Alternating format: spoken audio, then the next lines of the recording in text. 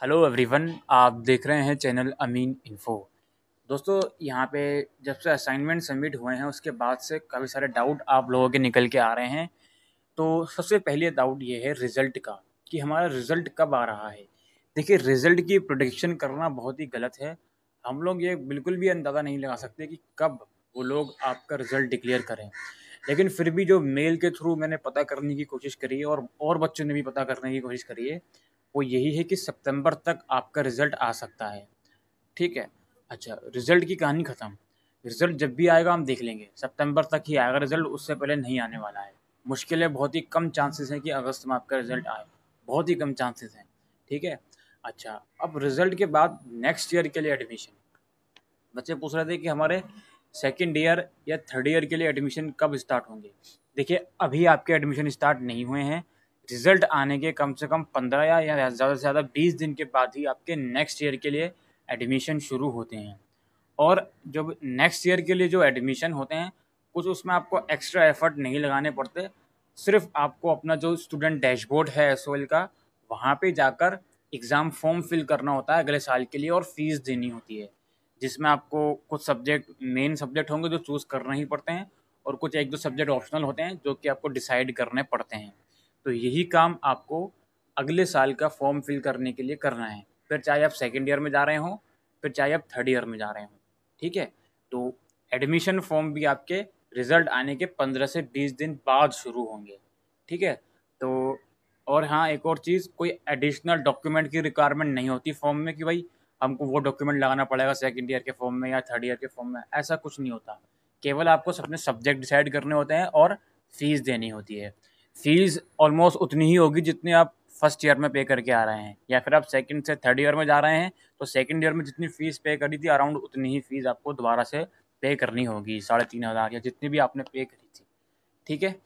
इसके अलावा हमारी बारी आती है कि कई बच्चे ये पूछ रहे थे कि क्या हमारे भी एग्ज़ाम होंगे। देखो यार, 4 जून को ही ये बात स्पष्ट हो गई थी और वीडियोज़ भी मैंने बना दी थी कि आप लोगों के असाइनमेंट हो रहे हैं, कोई भी एग्ज़ाम आपका नहीं होगा।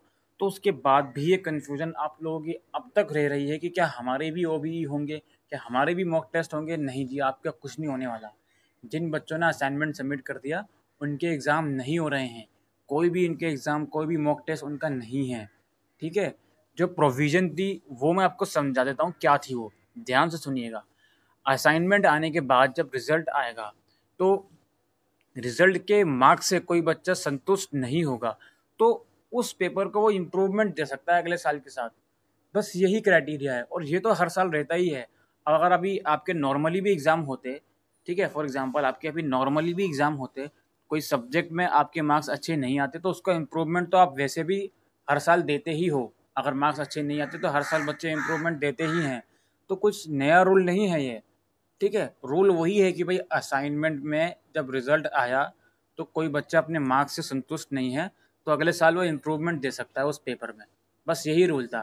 ऐसा कुछ नहीं है कि उसको इसी साल ओबीई देना है या फिर ये सब मॉक टेस्ट देना है, ऐसा कुछ भी नहीं है। ये सब चीज़ें अपनी दिमाग से निकाल दीजिए। अब हम आते हैं सब्जेक्ट्स के ऊपर। देखिए, बीए प्रोग्राम और बीकॉम प्रोग्राम के जो थर्ड सेमेस्टर के सब्जेक्ट्स हैं, उसके ऊपर मैंने ऑलरेडी वीडियो बना दी है, लिंक डिस्क्रिप्शन में आपको मिल जाएगा। इसके अलावा बीकॉम ऑनर्स के भी थर्ड सेमेस्टर के 2-3 सब्जेक्ट के नाम आपको डिस्क्रिप्शन में मिल जाएंगे पीडीएफ, उस पीडीएफ को डाउनलोड कर लीजिएगा बीकॉम ऑनर्स के। अब हमारे पास बचा 2 और कोर्सेज़, पॉलिटिकल साइंस ऑनर्स और इंग्लिश ऑनर्स। देखिए, यहाँ पे थोड़ा मसला है कि जब यहाँ पे लास्ट ईयर 2019-20 सेशन में यूनिवर्सिटी ने अपना सिलेबस रिवाइज़ किया था, तो रिवाइज़ करने के बाद कुछ कंट्रोवर्सी थी आपके सिलेबस में, पॉलिटिकल साइंस ऑनर्स के, इंग्लिश ऑनर्स के और हिस्ट्री ऑनर्स के। तो इन तीनों ही डिपार्टमेंट में कंट्रोवर्सी थी। तो यही एक वजह है कि अभी तक मैंने आपके साथ पॉलिटिकल साइंस, इंग्लिश ऑनर्स का सब्जेक्ट और सिलेबस डिस्कस नहीं करे हैं। अब जो कंट्रोवर्सी थी वो डिपार्टमेंट में थी, डिपार्टमेंट के सिलेबस में थी। लाइक पॉलिटिकल साइंस डिपार्टमेंट के सिलेबस में कंट्रोवर्सी थी। तो इसका मतलब ये है कि जो पॉलिटिकल साइंस ऑनर्स कोर्स है उसमें कंट्रोवर्सी है थर्ड सेमेस्टर के सिलेबस में, और जो political science subject BA programme में पढ़ाया जाता है उसमें भी है। And same goes for English and history. English honours और हिस्ट्री ऑनर्स के जो सिलेबस है सेकेंड ईयर का, वो अभी कन्फर्म नहीं हुआ है। और जो बीए प्रोग्राम में ये दोनों डिसिप्लिन सब्जेक्ट पढ़ाए जाते हैं उसके सिलेबस भी अभी कंफर्म नहीं हुआ है। इसलिए मैंने जो बीए प्रोग्राम वाली वीडियो बनाई थी उसमें मैंने हिस्ट्री और इंग्लिश का सिलेबस आपको नहीं बताया था। ठीक है, तो इस चीज़ के लिए थोड़ा आपको वेट करना पड़ेगा। मुझे उम्मीद है कि अगस्त के मंथ तक ये सारी चीज़ें फाइनलाइज हो जाएंगी, तो आपको जो सिलेबस है आपका वो देखने को मिल जाएगा, सभी सब्जेक्ट का, सभी कोर्सेज़ का। ठीक है, अच्छा, अब यहाँ पे एक और चीज़ मैं आपको समझा देता हूँ कि जो बीए प्रोग्राम और बीकॉम प्रोग्राम है, इन दोनों ही कोर्सेज़ में सेकंड ईयर में 8 सब्जेक्ट होंगे, 4 सब्जेक्ट थर्ड सेमेस्टर में और 4 फोर्थ सेमेस्टर में। और वहीं ऑनर्स कोर्सेज़ की बात करूँ, बीकॉम ऑनर्स और BA honours English and BA honours political science, इन तीनों ही कोर्सेज़ में सेकंड ईयर में 10 सब्जेक्ट होंगे। 5 सब्जेक्ट आपके थर्ड सेमेस्टर में होंगे और 5 सब्जेक्ट आपके फोर्थ सेमेस्टर में होंगे। जी हाँ, दिल्ली यूनिवर्सिटी में जो ऑनर्स कोर्सेज़ हैं उसमें सेकंड ईयर में आपके 10 सब्जेक्ट होते हैं और फर्स्ट और थर्ड ईयर में 8-8। वहीं प्रोग्राम कोर्सेज़ जो हैं उसमें तीनों सालों में 8-8 सब्जेक्ट होते हैं। तो ये बात आपको समझनी पड़ेगी कि जो बच्चे ऑनर्स में हैं उनके थर्ड सेमेस्टर में 5 सब्जेक्ट होने वाले हैं।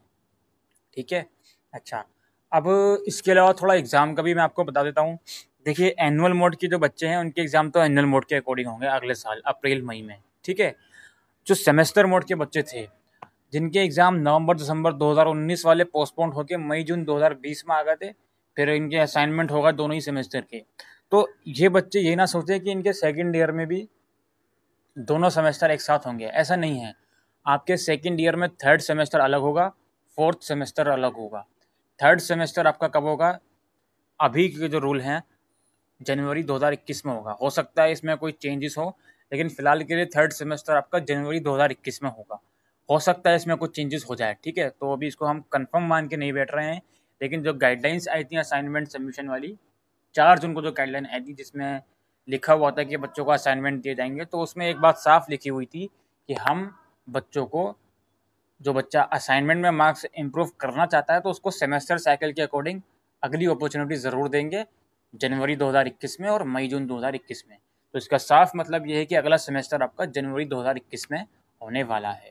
ठीक है, और मुझे लगता है जितनी भी इंपॉर्टेंट चीज़ें थी मैंने असाइनमेंट वाले बच्चों के रिगार्डिंग वो डिस्कस करी हैं। एक बार फिर से रिपीट कर देता हूँ कि भाई आपके कोई एग्ज़ाम नहीं है।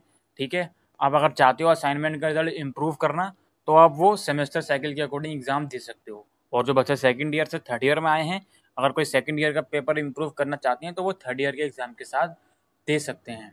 आपको फेल नहीं करा जाएगा इस साल, सब बच्चों को प्रमोट करा जाएगा। और खुदा ना खास्ता वैसे असाइनमेंट में कोई फेल होगा नहीं, खुदा ना खास्ता असाइनमेंट में फेल भी हो गए तो वो सब्जेक्ट आपका कैरी फॉरवर्ड हो जाएगा नेक्स्ट ईयर। तो नेक्स्ट ईयर के साथ आपको उसका एग्ज़ाम देना होगा। ठीक है, तो मुझे लगता है अभी के लिए वीडियो में इतना ही। ये वीडियो आपको यूज़फुल लगी हो तो वीडियो को शेयर करिएगा। Thank you.